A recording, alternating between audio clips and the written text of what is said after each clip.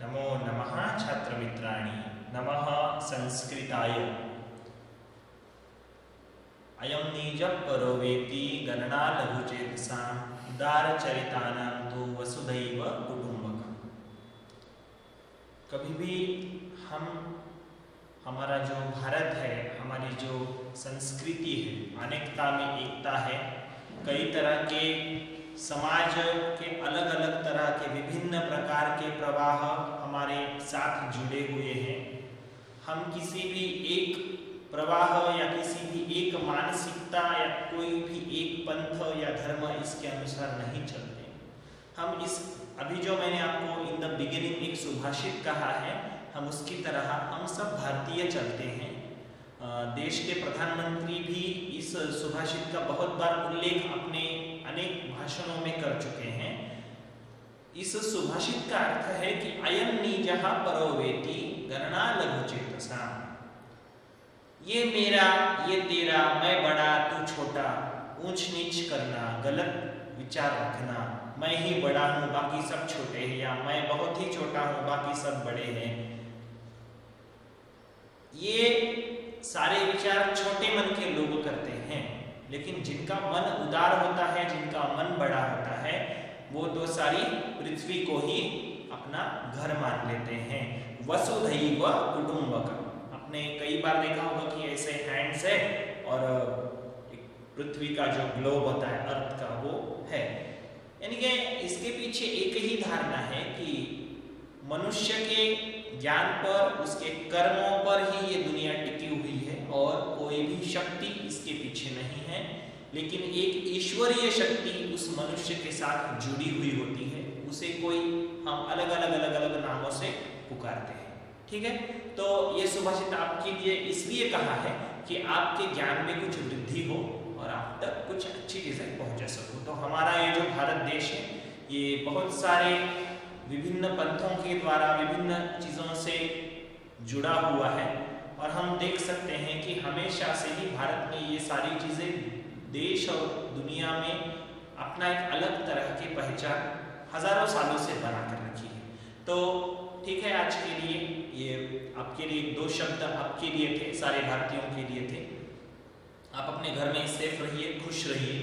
अभी मैं आगे बढ़ रहा हूँ, हमें थोड़ा सा सर्वनाम पठन करना है और कुछ स्टूडेंट्स के मुझे मेल्स आ रहे हैं, कॉल आ रहे हैं, और मेरे जो भी व्यूवर्स हैं उनको रिस्पेक्टिवली थैंक यू। और एक चीज़ कहना चाहता हूँ कि आपको आपके जो भी आपको चीज़ें नहीं समझ रही हैं, आप उसे ठीक तरह से समझ लीजिएगा। अब अभी 7th स्टैंडर्ड में हो, फिर भी आपको विभक्तियों के अर्थ नहीं समझ में आ रहे हैं, तो मैं थोड़ा सा विभक्तियों के बारे में कहकर आगे जाऊंगा। जनरली हम विभक्ति किसे कहते हैं? प्रथमा, द्वितीया, तृतीया, चतुर्थी, पंचमी, षष्ठी और सप्तमी। हम भी जानते हैं कि सर्वनामों में संबोधन नहीं होता है। ठीक है स्टूडेंट्स, प्रथमा का अर्थ क्या होता है? प्रथमा का विभक्ति का अर्थ होता है जनरली प्रथमा विभक्ति यस किसके रिलेशन में है? यस, कर्ता के रिलेशन में है। हर एक विभक्ति का अर्थ विभिन्न होगा। चतुर्थी का अर्थ द्वितीया को नहीं लगेगा और तृतीया का अर्थ षष्ठी को नहीं लगेगा। क्यों? शब्दों के अर्थों के अनुसार किए गए अलग अलग विभाग ही क्या कहलाते हैं? यस, क्या कहलाते हैं? वेरी गुड, विभक्तियां कहलाते हैं या विभक्ति कहलाते हैं। ओके स्टूडेंट्स, तो इसी व्याख्या को आपको ध्यान में रखना है। अभी मैं सर्वनाम पठन कर रहा हूं।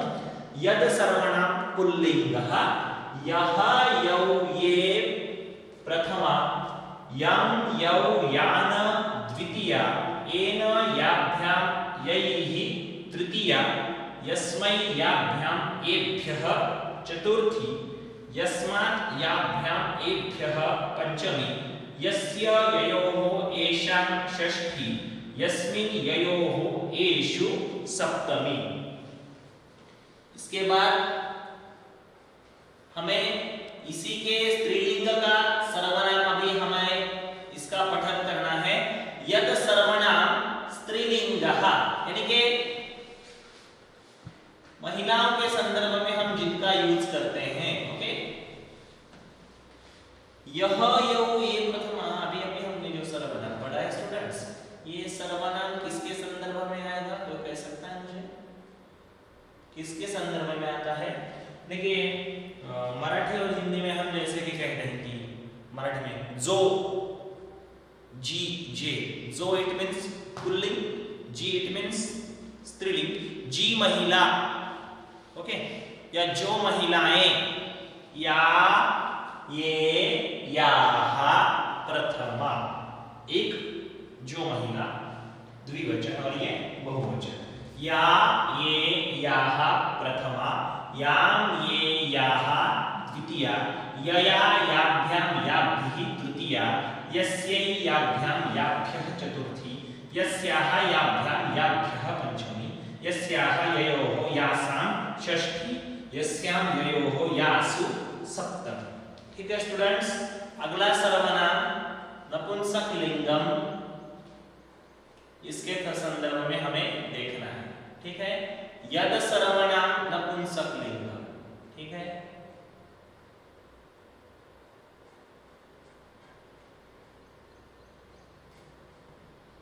ओके, आगे हमारे सामने में लिस्ट किया यद सर्वनाम नपुंसक लिंग, कि जो सर्वनाम नहीं पुल्लिंग और नहीं स्त्रीलिंग के बारे में बात करता है, कोई अलग ही लिंग डिनोट करता है, उसे हम नपुंसक लिंग कहते हैं। यत् ये यानि प्रथमा, यत् ये यानि द्वितीया, एना याभ्याम यैः तृतीया, यस्मै याभ्याम येभ्यः चतुर्थी, यस्मात् याभ्याम येभ्यः पंचमी, यस्य ययोः येषां षष्ठी, यस्मिन् ययोः येषु सप्तमी। तो आगे मैं अभी मेरा जो पाठ चल रहा है अपठित का पाठ है, और अपठित में हम कुछ उदाहरण अलग अलग तरह के हम भी देख चुके हैं, और हमें उनसे एक ही चीज ध्यान में लेनी आवश्यक है कि अपठित का पैसेज आपके सामने आने वाला है और आपको उसका ठीक तरह से अध्ययन करना है। मैंने पिछले पाठ में मेरी जानकारी के अनुसार फर्स्ट अभ्यास का फर्स्ट पैराग्राफ लिया है, कि जो आपकी बुक की 125 नंबर इस पेज पर है, और इसके बाद का जो पाठ था, जो पैराग्राफ था अनसीन पैसेज, ये आपको मैंने छुड़ाकर भेजने को बोला है। कई सारे स्टूडेंट्स के कॉल आए हैं कि सर लिख कर ये पैसेज भी लिखना है क्या? तो पैसेज नहीं लिखना, आपको क्वेश्चन नंबर की तरह से लिखने हैं, क्वेश्चन समझ लेना है और उसके आंसर्स एज इट इज, जैसे कि कहा गया विकल्पेभ्यः उचितम उत्तरं चित्वा लिखत, यानी कि प्रश्नों में स्थित जो भी आपके सामने ऑप्शंस है उसको, उसमें से एक ऑप्शन नोट कर हमें सिर्फ आंसर लिखना है। तो मुझे आप ठीक तरह से क्वेश्चन के नंबर्स डालकर, पैसेज का नंबर डालकर आप मुझे भेजने वाले हो। तो अभी मैं जा रहा हूं अगले पैराग्राफ की तरफ। पेज नंबर 126 हमें ओपन करना है, 126, ओके, 126 आ गया। हाँ, अभी हम देख सकते हैं कि हमारे सामने अभी जो पैसेज है इसके बारे में थोड़ा सा कहता हूँ। ये द्रोणाचार्य, कौरव और पांडव, यानी कि महाभारत के रिलेशन में ये हमारे सामने आया हुआ पैसेज है। अभी हम इसे थोड़ा सा इसका अध्ययन करेंगे। मैं पढ़ रहा हूँ, आप भी मेरे साथ पढ़िए। गुरुः द्रोणाचार्यः कौरवानां पांडवानां च गुरुः आसीत्, सः अतीव योग्यतापूर्वकं तान् पाठयति स्म। गुरु द्रोणाचार्य कौरव और पांडवों के गुरु थे, वो अतिशय एक योग्यता अनुसार उनको पढ़ाते थे। लेकिन यानी कि जिसकी योग्यता जो भी है, अभी समझो दुर्योधन गदा युद्ध में बहुत माहिर थे, तो उनको गदा युद्ध का ही बहुत अच्छा प्रशिक्षण दिया गया। अर्जुन तीरंदाजी में बहुत माहिर थे, उनको तीरंदाजी का, यानी कि धनुष्य और बाण ही अर्जुन का आयुष्य हम कह सकते हैं। धर्मराज युधिष्ठिर जो अर्जुन के सबसे बड़े भाई थे, 5 पांडवों में बड़े, वो पांडवों में जो बड़े भाई थे वो युधिष्ठिर, उनको भाले का अच्छा प्रशिक्षण दिया गया, यानी कि उनके क्वालिटीज के अनुसार उनको पढ़ाते थे। अगला, सह एव अस्त्र शस्त्राणां शिक्षा अपि ददाति, उन्होंने अस्त्र और शस्त्रों के भी अलग अलग तरह के उन्होंने शिक्षा प्रदान की, उसको उसका एजुकेशन दिया। एकदा द्रोणाचार्यः तेषां परीक्षां गृह्णाति। एक बार द्रोणाचार्य ने उनकी परीक्षा ली। क्रमशः सर्वे शिष्याः असफलाः अभवन्। अन्ते गुरुः अर्जुनं पृच्छति। इस परीक्षा के बारे में मैं थोड़ा सा कहना चाहूंगा। ये क्या परीक्षा थी? द्रोणाचार्य, मैं महाभारत को जब भी देखता हूँ तो महाभारत में कुछ चीजें इंसान को पसंद आती है और कुछ चीजों का बहुत गुस्सा आता है, तो कुछ चीजें बहुत ही अच्छी लग जाती हैं। लेकिन महाभारत मैं समझता हूँ कि ज्ञान का एक बहुत बड़ा भंडार है कि जो हमारी संस्कृति ने हम सब भारतीयों को दिया हुआ है।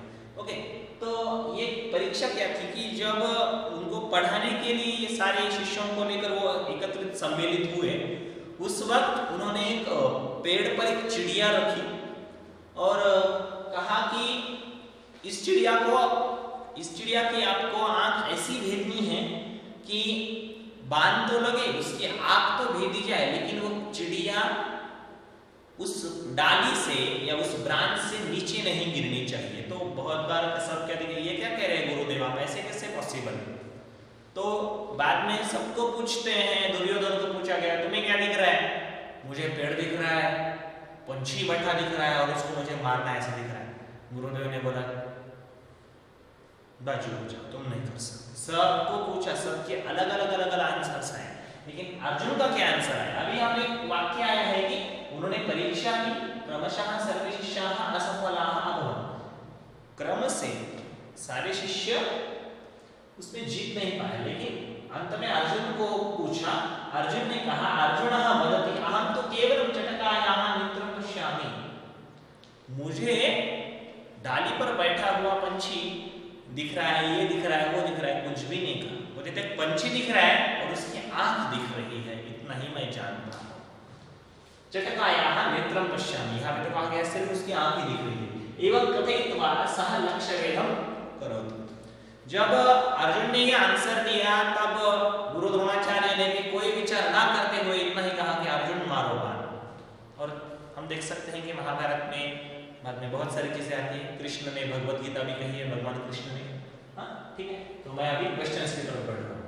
विकल्पेभ्यः उचितम् उत्तरं चित्वा लिख। नयनम् इति पदस्य समानार्थकं पदं किम्?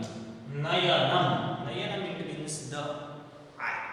ओके, कह सकते हैं अस्त्र, देखिए नारायण अस्त्र, पाशुपतास्त्र, ये जो महाभारत में आए हैं ना, ऐसे ब्रह्म अस्त्र, ब्रह्मदंडास्त्र, अलग-अलग, ठीक है, ये नहीं हो सकता। ये तो एक वेपन का नाम है, ठीक है। शिक्षा, एजुकेशन को नहीं, क्या है? नेत्रम में से क्या योग्य लगता है हमें? नेत्रम इसका आंसर आएगा। ओके, तो अगला क्वेश्चन क्या है हमारे सामने? सफलाः इति पदस्य विलोम पदं किम् अस्ति? पूर्णाः, असफलाः वा सर्वे? क्या होगा? यस, ऑप्शन नंबर 2 क्या आएगा? असफलाः। ददाति इति पदस्य कर्तृपदं किम् अस्ति? ददाति। प्रथम पुरुषी एकवचनी है, तो क्या आएगा? सः आएगा, पांडवः आएगा या द्रोणाचार्यः आएगा। हम पैसेज में देख सकते हैं, पैसेज के अनुसार ही हमें आंसर देखना है, ठीक है? क्या है? ददाति कहां पर आया है? गुरुः आसीत् सः अतीव योग्यतापूर्वकं तान् पाठयति। सः एव अस्त्र, सः यहां पर आया है, तो हम करता क्या होगा इसका? ऑप्शन नंबर कहां पे है? Option number 1। तो इस अहम इति सर्वनामपदं कस्मै प्रयुक्तम? अहम ये सर्वनाम किसके लिए आया है? कौन कहता है? यस, वेरी गुड, अर्जुनाय, अर्जुन के लिए। सही आंसर दिया आपने स्टूडेंट्स, वेरी गुड।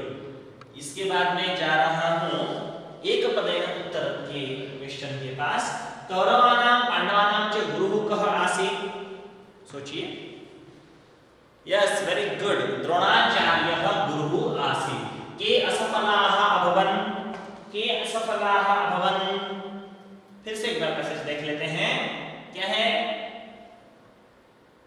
सर्वे शिष्याः, शिष्यः, शिष्यौ, शिष्याः, कः, कौ, के प्रथमा।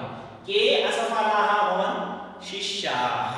ओके, अगला क्वेश्चन, अन्ते गुरुः कं पृच्छति, किसको पूछा, अन्ते गुरुः कं पृच्छति, देखिए अन्ते गुरुः कं पृच्छति, अर्जुनः वदति, उसके पहले है अभवत्, अन्ते गुरुः अर्जुनं पृच्छति, तो आंसर क्या आएगा, अर्जुनम। अगला क्वेश्चन, सः केषां शिक्षां ददाति, केषां, केषां, उन्होंने किसको या किन लोगों को शिक्षा दी,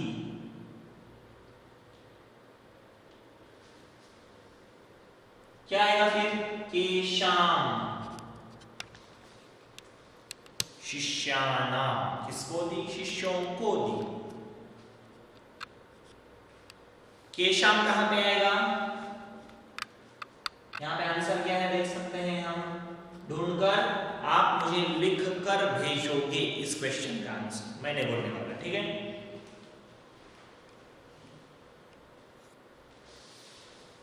अर्जुनः किं वदति, अर्जुनः वदति अहं तु केवलं चटकायाः नेत्रं पश्यामि, अर्जुन ने कहा कि मैंने तो केवल, मुझे तो एक चिड़िया दिख रही है और उसकी आंख दिख रही है। आगे, एकदा द्रोणाचार्यः केषां परीक्षां गृह्णाति, इसका भी आंसर आप ही मुझे लिखकर भेजने वाले हो, दोनों केषां के आंसर्स और बाकी सारे आंसर्स आप मुझे लिखकर भेजने वाले हो। इसके पहले मैंने जो भी पैसेज दिए उसके भी आंसर्स आप मुझे लिखकर भेजने वाले हो। तो आज के इस पैसेज में हमने इतना ही देखा है, अगला एक पैसेज हम नेक्स्ट लेसन में देखेंगे। धन्यवादाः, पुनर्मिलामः, जय हिंद।